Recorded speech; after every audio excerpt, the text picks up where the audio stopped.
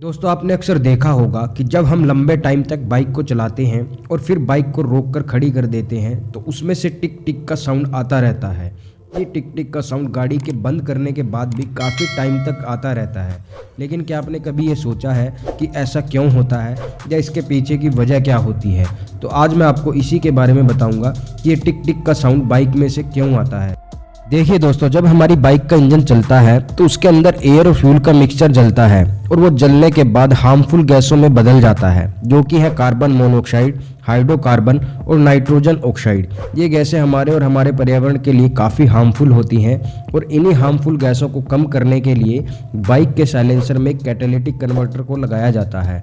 ये catalytic converter इन harmful गैसों को, जैसे कि कार्बन मोनोऑक्साइड को कार्बन डाइऑक्साइड में कन्वर्ट कर देता है। जब आप बाइक चलाते हैं तो साइलेंसर के गर्म होने पर कन्वर्टर के अंदर जो पाइप होते हैं वो गर्म होकर फैल जाते हैं और जब हम गाड़ी को बंद करते हैं तो ये पाइप ठंडा होकर सिकुड़ने लगते हैं, क्योंकि इसमें अलग अलग परतें होती हैं। इसी की वजह से हमारी बाइक में से टिक टिक की आवाज़ आती रहती है और इससे कोई घबराने की ज़रूरत नहीं है। अगर आपकी गाड़ी में भी ऐसा होता है तो आपको ज़्यादा सोचने की ज़रूरत नहीं है, बल्कि आपकी गाड़ी का इंजन अच्छे से काम कर रहा है।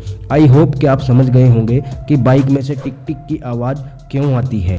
अगर जानकारी अच्छी लगी हो तो वीडियो को लाइक, शेयर और चैनल को सब्सक्राइब जरूर कर दें। तब तक के लिए धन्यवाद।